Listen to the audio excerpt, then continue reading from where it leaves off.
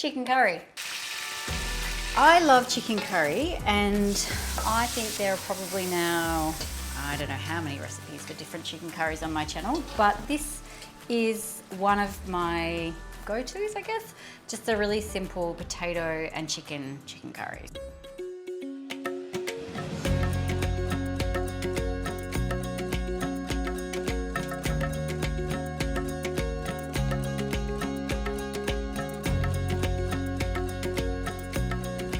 We're going to work with mustard oil, potatoes, some fresh tomato, the chicken and some spicing. The chicken cut I favour for this is, I love the thigh cutlet with the skin and the bone on. You can actually also cut these into pieces, but I like the ease of browning them like in a big chunk like that. So starting with, I should show you this, shouldn't I? Starting with mustard oil. So I've used this so much on my channel, and I sometimes forget that people might be coming to me for the first time.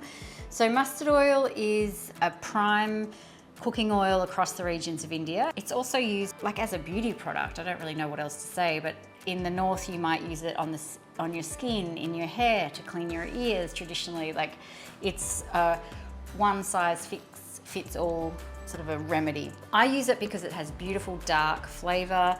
It carries the blueprint taste of North Indian cooking. It really does work as an astringent oil or as a sharp oil to aromatically slice into the chicken protein and allow the spice and the masala to follow and to fully penetrate that chicken. I'm going to, I think that's about 1/4 of a cup of mustard oil into the kadai. That's going to heat up.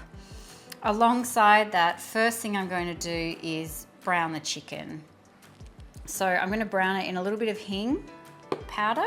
Hing or asafoetida, again, is a spice that gets talked about a lot on this channel. Shorthand, it's a garlic and onion substitute. It's used a lot in regions of India or by ethnic groups in India, Kashmiri Hindu being one, that traditionally don't use garlic and onion in their food. Some whole spice, so cassia stick and a couple of cloves. I'll keep it kind of simple. And a little bit of salt, because I do always like to put salt through the browning process. I think it's wise to take every opportunity to bed flavour in. So that's going to go into the kadai. I'm going to wait for that to get really hot before I add the chicken.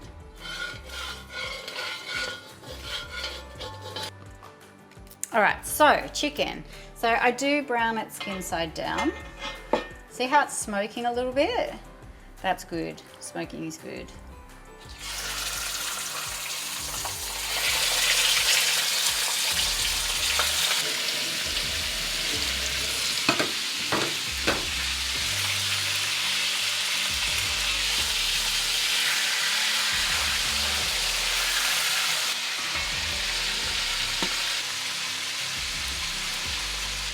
All right, come look at this. Come look at this chicken.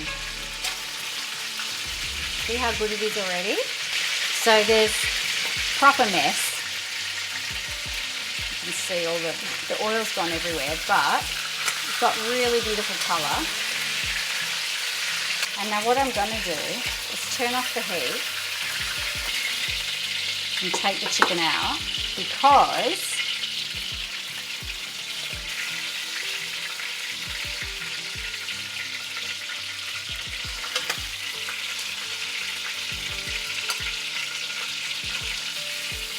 I actually also want to fry the potatoes in that oil.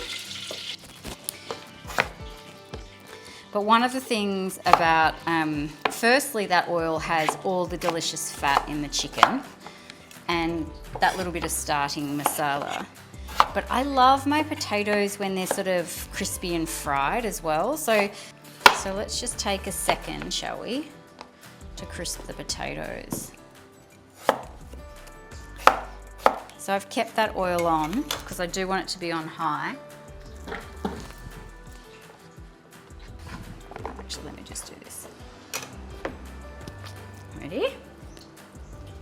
Let's come back over here.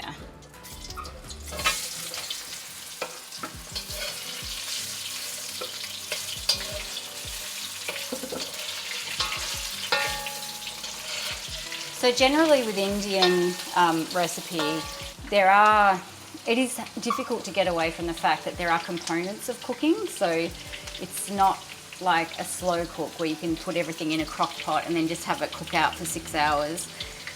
There's a reason the food is so delicious, and that reason is actually the effort that goes into browning, to frying, to cooking things up separately and compiling them together. So yes, you could put them together in a slow cooker with spice, but you wouldn't get the same intensity of taste. So that's what we're going for here. Having said that, it doesn't have to take a super long time. I think we'll be done with this dish start to finish in 45 minutes.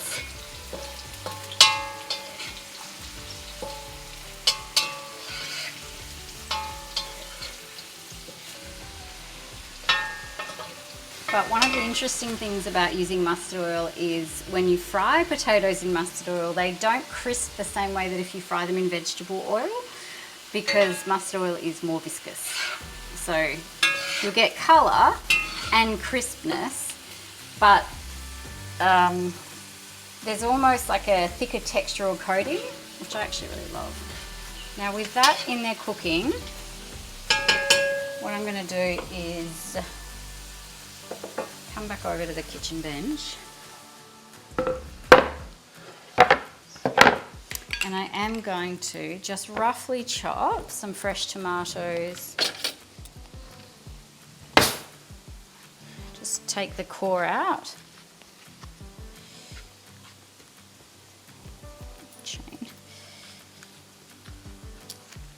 Take the core out, and I need my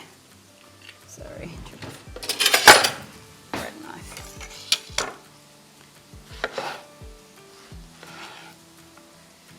We're going to put these in with the potatoes, and because of the deep fry, or because of the shallow fry of the oil, they will actually get a bit like leathery and which I know doesn't sound delicious, but I promise it is. The texture of the tomato becomes a little chewy and beef jerky like, and it contributes to that umami yumminess. Okay, this can come in.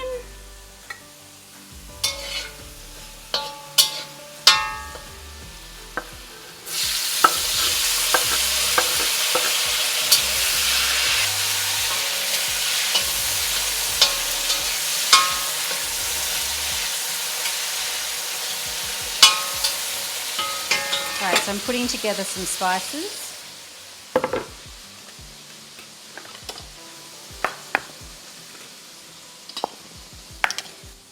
And I want to keep it pretty warm because we have some friends staying over tonight, some of the kids' friends, so I don't want to make it too challenging.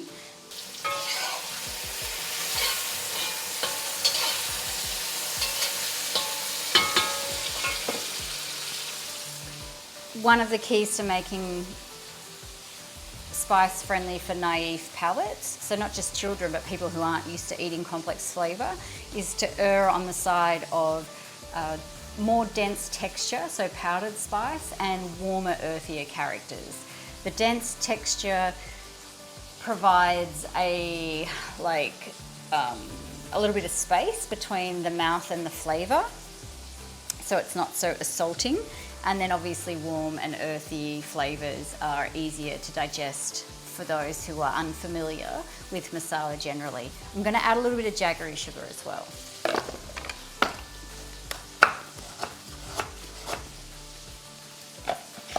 Okay, let's do it.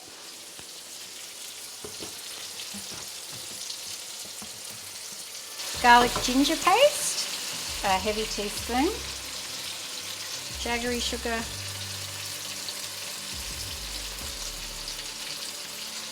turmeric, half a teaspoon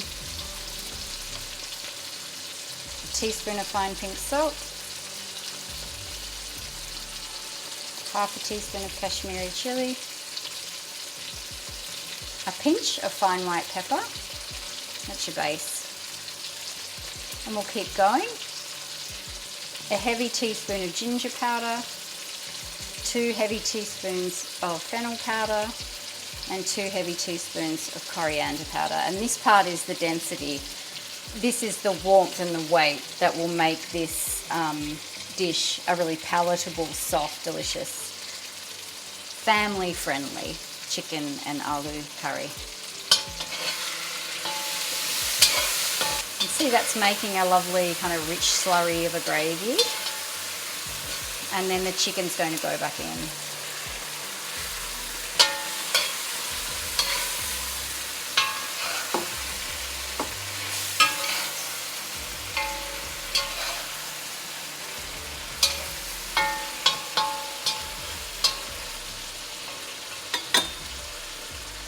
I'm going to turn it down a fraction to more like a medium-low heat.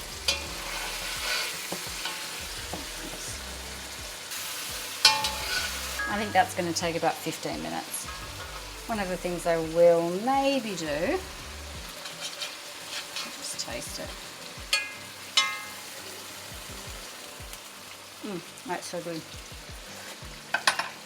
It's really tangy. I'm actually worried about it cooking down too much because you can see already how rich it is. So what I'm going to do is add a little bit of water, just so that the masala doesn't become ready before the chicken protein is actually cooked through. Water is just going to delay the process of caramelization. There we go. Come back and have a look, because we've let it cook down for a little bit, and you can see how it starts to split. We want that. We want the splitting. That's the indicator of deliciousness. It's thickened back up again. The chicken's cooked through, but because these are such big pieces, you can keep cooking this down. If you want it to be more pull apart, you could just cook this on low for another 30 minutes or so. But as that is now, so one of the things I've done with this recipe is to not use a pressure cooker. And there's 2 reasons for that. One is to make it accessible to a broader network of people, you guys in your kitchens, because I realise that pressure cookers, especially in the West, aren't a foregone conclusion in all homes. But also because cooking like this over heat, in this kind of cast iron vessel, creates a different expression in the meat. So it's a little more smoky, more dense. But what you can see is this is a really traditional method of cooking. So overheat, in cast iron, you get this incredible curry, which is the sauce. The potato itself has started to break down. Let's have a taste.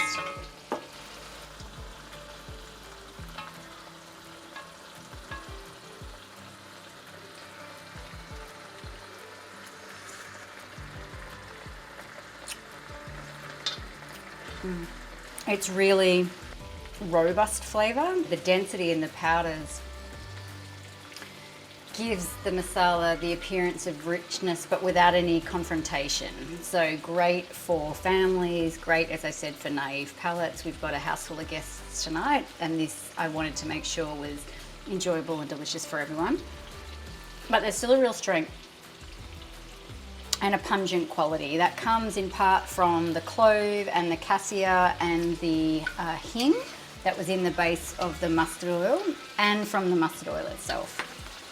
I would serve this, or I'm going to serve this, with a little bit of rice, dal, and some paratha. Potato and chicken curry.